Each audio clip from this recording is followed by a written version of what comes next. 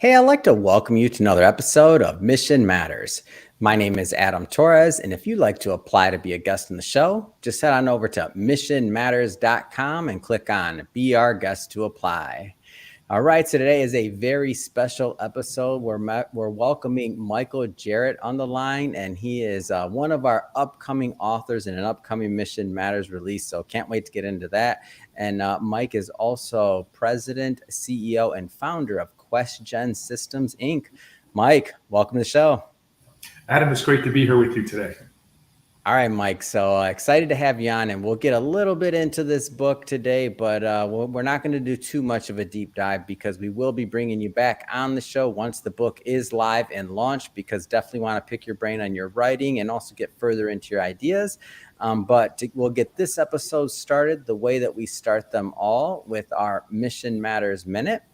So, Mike, we at Mission Matters, we amplify stories for entrepreneurs, executives, and experts. That's our mission.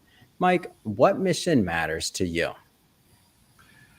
Well, first, thank you so much for having me today. It's terrific being here.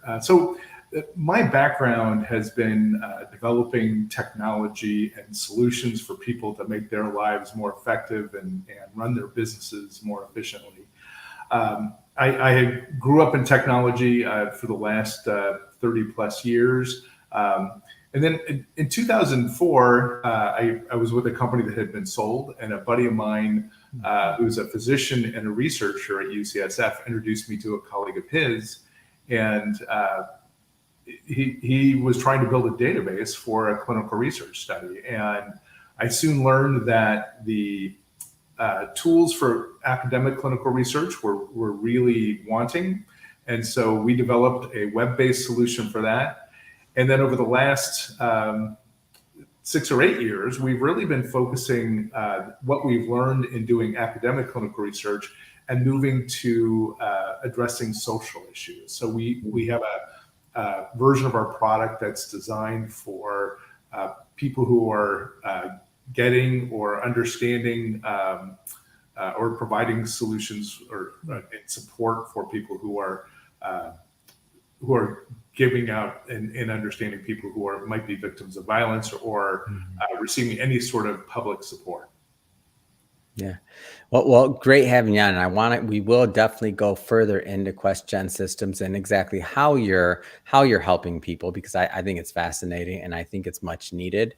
But take us a little bit further into those early years, and I'll tell you where I'm going with this. So a lot of business owners, a lot of executives, a lot of individuals out there that maybe have a certain expertise or maybe want to go out there and start a company of their own, and in a field. And, you did it. So meaning some people have an idea, a thesis, they don't necessarily always cross over into making that a business. Like, take us back to those early years. Like how did this thing launch? Sure. So I was kind of in my early 40s. I was, I'd grown up in technology. I live here in the Silicon Valley area.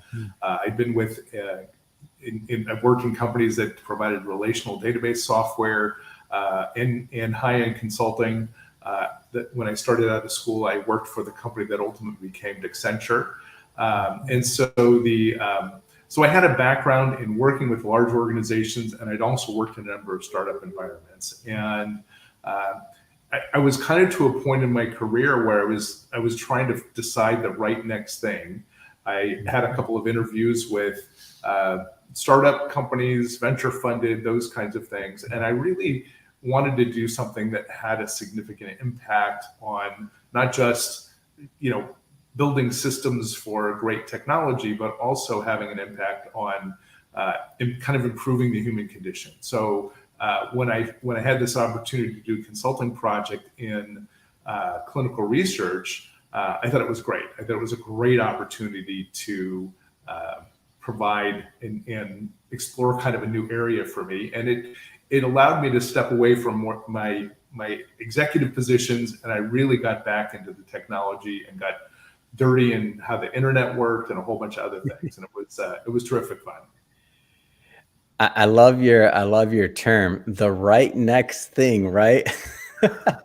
That's such a good term to think about what the right next thing is. So I guess my next question, if you could obviously go back and tell that, and we all learn, by the way, from the ups, the downs, sideways, in between, everything, right? Like there's nothing is ever just this linear path where everything always works out.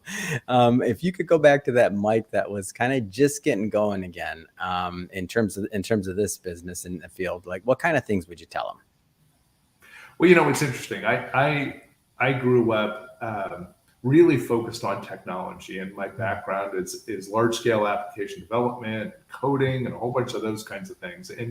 And one of the things that I've really learned over the many years is technical skills are great, but building a really solid network of people, developing resources, and being able to conceive of the problem that your potential customer or client has is more critical than how cool your tech is. And I heard a quote at a trade show not too long ago that said, "You should fall in love with your client's problem, not your product." And I would have said that to myself way back then, because I think our product is terrific, but really more important is the problem that we're trying to solve.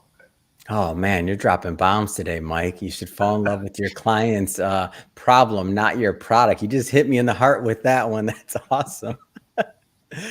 Oh, so I want to jump around a bit here for a moment. So the book's coming up. It's coming out later this year. I'm really excited about it. Like, tell us. We're going to keep it kind of surface level today. We're not going to go too far, but tell us a little bit more about maybe some of the ideas you plan to propose in the upcoming release. Well, in addition to getting into clinical research, which is terrific. I mean, it is a bunch of really interesting people working hard to solve fascinating problems. But I realized as we got into some of these other areas, we actually started working with a researcher at UCSF who was running a project at San Francisco General Hospital where they were looking at people who are victims of violence. And these were typically gang-related incidents. They would, and what they were looking to do was to understand, well, how well do these people do if they get in a program where they get some treatment and some life coaching and counseling and helping them get back into sort of a mainstream, back to school, getting a good job, getting a stable housing situation. And we started really doing outcomes around that. And then what ended up happening is people started using our platform for some case management related kinds of things. And so we realized that while academic clinical research is really important and it improves the way we do medicine because we write academic papers and peer reviewed journals, that's terrific. But also really important is looking at how you can affect the lives of these young people who are, young adults. And if we can help provide some tools and technology to let caseworkers be more effective in guiding these people, that was tremendously satisfying. And we heard stories and saw kids who were fundamentally transformed, not necessarily by our technology, but by the application of good practices in counseling and those kinds of things. And so it totally inspired us to move toward social services bent and really best practices in helping people. And so just to make sure that I'm understanding this right, so you really started on the really academic clinical research side of things, and not saying that you're still not delivering on that, but that was the root and the core. And then over time, you thought a little bit more about the application side and what you could actually do and like what kind of change you could affect as you kind of moved over into a place in the market that really needed your help and your data and your expertise and really the social services side and how you can deliver and how they can the social services side of the of healthcare could deliver better on their promises to their clientele and patients. Am I kind of understanding that correct? I want to make sure I got it. No, I think you have that exactly right. I mean, we as we look at the challenges beyond just sort of hospital-based violence programs, which are typically gang-related, there are elements of of people who are in need, and understanding ways that help can be delivered to these people through supportive case managers, through whatever resources they might need. One of the things that we've learned in talking with a number of people in large cities and counties, the process for getting social services can be really complex, and it's incumbent upon people who may have a whole number of challenges in their life to go through and fill out a bunch of information and verify where they live and how much money they make and all these kinds of things. And they don't just have to do it once, they have to do it over and over and over for every different program that they apply to. So one of the directions that we're going is to build a system of record where these people can provide their information one time and tremendously streamline the process for getting services. And so we're really energized by the ability to help more people, to improve the data flow, so that caseworkers spend more of their time actually helping people and working on their issues than they do filling out paperwork. Yeah, and I want to circle back to this, to the the record and what you're mentioning. But before we do that, because I have some more questions about it, because I think it's highly valuable. And one of my previous guests, Kay Wilson Bolton, I mean, she runs a homeless shelter as a volunteer executive director, and she's kind of come on the show multiple times and educated myself and the audience as well on some of this need part. So I want to go a layer deeper there. But before we do, how about just because you have a unique vantage point, because you're looking at the data and you're really looking at the system. Can you tell us maybe from the systemic side, like what you're seeing, like in terms of the need? Because I don't want to assume that everybody, has access to that information or really understand what that opportunity, problem, thing that you can solve. Like, I don't know, however we want to word it, but I don't want to assume that people understand that systemic opportunity, if you will. Yeah, no, that certainly people getting social services in the U.S. and really our focus is in the domestic, the market across the U.S. It's something around 18% of our population at some point gets some sort of social services support, and it's a big percentage. I mean, that's huge. It's the numbers are 59 million people every month are getting some sort of social services, and so.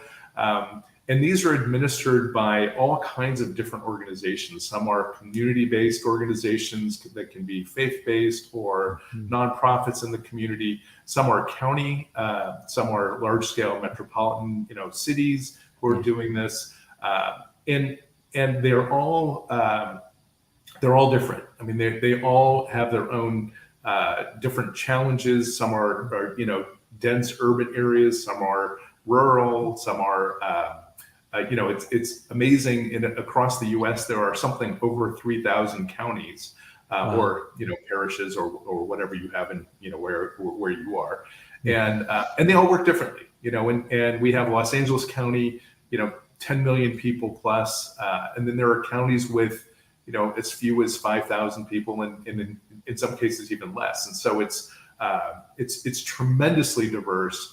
And they all work differently. They all have different political leanings, which also affects how these things work. And it's tremendously fascinating to really see how sort of our as a society, how we deliver services to people who are in need or in challenge. Yeah, and so I guess taking it now switching back to the need side of things, I want to, if you could maybe give us some type of example, just to make this, like, I don't want to say easy, but just to shed some light on this, like of what a user journey could look like, and what and I don't mean like what happened that caused the person to need the social services. I just mean in general, when you talk about things like them having used many systems, whether it's getting a license, whether it's proving income, whether it's, if you could maybe take us through what something like that could look like versus what your ideal scenario would be, and what QuestGen Systems is working on to make it, let's just say, more user friendly. Right. Well, and so one of the areas that gets a lot of attention today, especially, and I live in the San Francisco Bay Area, and there's a lot of focus of late on homelessness in San Francisco and in surrounding communities, and it's a very visible sign of sort of social challenges. But there's also a tremendous number of people who are maybe working full time, maybe even multiple jobs, who are struggling to get by. And these are people who benefit tremendously from programs that may help with, of course, food subsidies or food banks, may help with some income, some rental assistance, and there's all kinds of programs that are out there. It's shocking when you learn that there are literally thousands of programs out there to help people. And so the big challenge is finding the right program, matching the need of the individual who's out there with the services that are most that are the best fit for what they're trying to do. And so, because we want everyone to live happy, productive lives, and we all go through ups and downs, and so social services should be there for people when they're challenged, and it shouldn't be as laborious as it can be to apply for these programs, to get what you need, to get back on track, because people generally want to have a great job, they want to have a meaningful life, they want to have great relationships, and it doesn't always work out that way. And so it's nice that if we can have well packaged, well designed support for these people, so they can move through whatever challenges they're looking at and get their lives back on track. Can you maybe explain how some of those social determinants of health work, and how that kind of frames some of the opportunity or problem areas out there? Yeah, it's a really interesting this whole concept of social determinants of health. What we're learning is that people who are have real challenges just in their life, they don't have a food security, they're worried about how they're going to feed themselves or their kids, and they're worried about where they're going to sleep, and maybe not tonight, but maybe in a week or two, or even next month. That worry and that stress is really debilitating from a health perspective. And what people are learning is that if you can address the stress today, for what can be, potentially hundreds of dollars, it will save, thousands or tens of thousands of dollars when somebody gets really sick and they have to go to the emergency room or be in the ICU because there weren't issues that were addressed that when the problem was very solvable. And there's a really interesting study that was done that it's called the ACE study, and ACE stands for Adverse Childhood Events. And they looked at people who were under 18 or younger, and they asked them, or actually they were surveying people who were 50 and older about what their life was like when they were 18 and younger. And they asked them 10 questions about things in their environment that may have affected, were their parents in a violent situation, where's there crime in their neighborhood, a bunch of questions like this. And what they found is that people who had unstable childhood environments were much sicker than people who weren't. And so even 30 and 40 years after these events occurred, they take a toll on people's health. And so they're really starting to connect the dots about where how we live, the stress we feel, the day-to-day problems that we have turn into real fundamental health issues longer term. So if we can address these issues early, everybody's better off. From a social perspective, the costs are tremendously less, and the people who are having the issues are living a much better and much happier and healthier life. Yeah, and I've interviewed quite a few people that were maybe tackling this problem from the healthcare side of things, whether they were working for healthcare systems and from the medical side, or if they're working from the insurance side, where they were actually writing insurance and/or designing plans and incentive programs for employers to then get ahead of this. And what I've gathered from all these conversations and interviews is that exactly what you said. It affirms it, number one, which is that if you can get ahead of these things, then small problems can really improve somebody's quality of life down the line, as you mentioned. But then it can potentially, depending on the situation, of course, also keep it from like compounding and leaving it to where, one particular, maybe it was they had, beginner or like entry level kind of like diabetes, and then that wasn't treated, and then it compounds, and now someone's losing limbs, and now they can't work, or they're doing other things, and it just keeps on spiraling and going. So now one of the great things I think about what you're doing is if you can make, especially for the resources that are always there, that are already there. So sometimes we have this thought that maybe, there isn't resources or dollars, or we have to always increase things. Sometimes it's making a little bit better and more efficient use of what's already been allocated, which is, I think, falling right in line with what QuestGen Systems is doing, is allowing people to get better access for what's already there, also providing data and context so that, as reallocations and things are happening, we have more data and we have another way to view this so that we know not only how to, allocate more resources with our, voting dollars or whatever it happens to be, right? Whether it's giving or otherwise, but whatever that looks like. And then also where we're kind of like missing the mark and where we can improve, but this is kind of taking that clinical side to it and making things more efficient and taking that data approach versus maybe just what's popular. What do you think? No, absolutely. And I think the, a lot of the challenges we see are, people who are drawn to these lines of work who are, really caring individuals who may set up these community-based organizations or be driven toward a career of being a case manager or, support professional or whatever that their line of work is. What we found is those people are passion driven, and they aren't necessarily the kind of personalities that will want to go out and build the systems, right? So our challenge is to make these systems super easy to implement, easy to use, easy to get the data out of. So, one of the things that's heartbreaking is when you see these programs that don't get adequate funding, and the reason they don't is because it's not because they're not doing great work. It's because they're not able to report to their funders the impact that they're having, right? So in addition to doing the great work, you also have to document what you're doing and make sure that people can understand that, hey, the dollar that I'm spending today is going to save you 50, 100, 1,000 down the road. And if you can't document that, it's no matter how good your intentions are, it's tough to maintain the funding. And so, while there's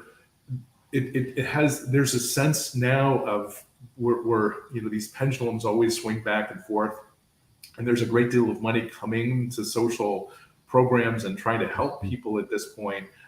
There's also a lot of challenges about how to do that most effectively. And so, and then the political currents are always changing, and so what it gets back to is really good data and things that can demonstrate that people are really getting great service and really having better outcomes and improve lives because of the money and the services that they're getting, and because it's always a challenge. And when somebody shows up in the ER, they will always get help to get stable, but they won't get their lives back on track. And there's kind of this perception in our healthcare system that, hey, you can walk into the emergency department, you can always get help.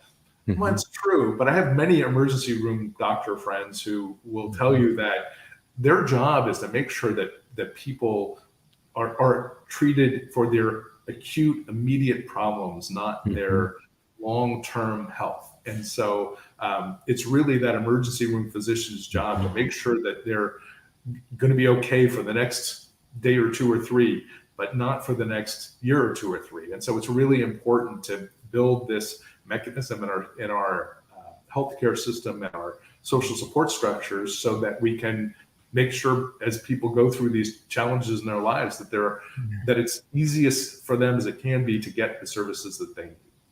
Yeah. So I'm assuming that some of the people that engage with your platform overall, like they're different, a different type. I'm just curious, what are the types of organizations or systems that engage with and that use QuestGen? Well, so many of them are governmental. I mean, so a lot of a big client of ours is the city of San Jose and the mayor's task force on gang violence. That project was initially a hospital-based violence intervention program. It then grew to address school incidents, and we have other programs that look at domestic violence, and then other things too, where we are helping people who are looking at homelessness situations. And one of the challenges from a consumer or people who are providing these services is there are many different software vendors and software solutions. There's also requirements that can be quite complex. So if you run a homeless shelter, the reporting requirements and all the things that you have to do to make sure that your shelter is up to code and doing all the things it has to be, it's incredibly complex. And so good systems can help that. The challenge is when you get a lot of systems working together, our job is to make them not only work effectively, but to make them work together as a landscape of systems, not just an individual solution. And so we're a lot of what we're doing is building application programming interfaces so that systems can talk to one another, and then people can just do their jobs, and they don't have to worry so much about all the technical things that can tie you up. It's great. It's a great story, and happy to bring this to our audience. So we've gone over a lot today, and I will be bringing, for the audience, I'll be bringing Mike back on. We'll do a full deep dive into his writing once the book is live that we'll be releasing together. But that being said, Mike, what's next? What's next for you? What's next for QuestGen Systems, Inc.? Well, our big challenge is, it's super interesting that people who are experiencing homelessness or having challenges around other things, that they frequently will have some sort of smartphone or device that they can interact with. And what we want to do is build a platform where increasingly those people can make their needs known through their own device that they're going to have with them. And so we want to enable as much self-service as we possibly can. And a lot of this too is we want to provide solutions that are really cost effective to a really large number of users. And so we're excited about the next chapter. We're doing a bunch of interesting things as a small company that's growing quickly. And anyway, we're very excited for the future. Awesome. So Mike, if somebody's watching this and they want to learn more about QuestGen Systems, Inc., what's the best way for them to follow up and to connect with you and your team? So I think our best way is just through our website, which is questgen.com, and it's spelled QUESGEN.com. And that's probably the best way to learn more about what we're up to. And we are always looking for people who are looking potentially either for a job or for opportunities. So we're excited about our direction, and we'd love to get to know anybody who's excited about the same areas that we are. Awesome. And we'll put that the links to all your website and everything else in the show notes so that our team can so that all the guests can just head on over, click on the link, and check out your site. And speaking of our audience and guests, if this is your first time listening to Mission Matters or engaging with the platform, we're all about bringing on entrepreneurs, executives, and experts and having them share their mission, the reason behind their mission, why they do what they do, and really what we can all learn from that so we can all learn and grow together. If that's the type of content that you find interesting or sounds fun, hit that subscribe button, because we have many more mission-based individuals just like Mike coming up on the line, and we don't want you to miss a thing. Mike, looking forward to the next time we get to work with each other. Thanks again for coming on the show. Thank you so much for having me. It's been terrific talking.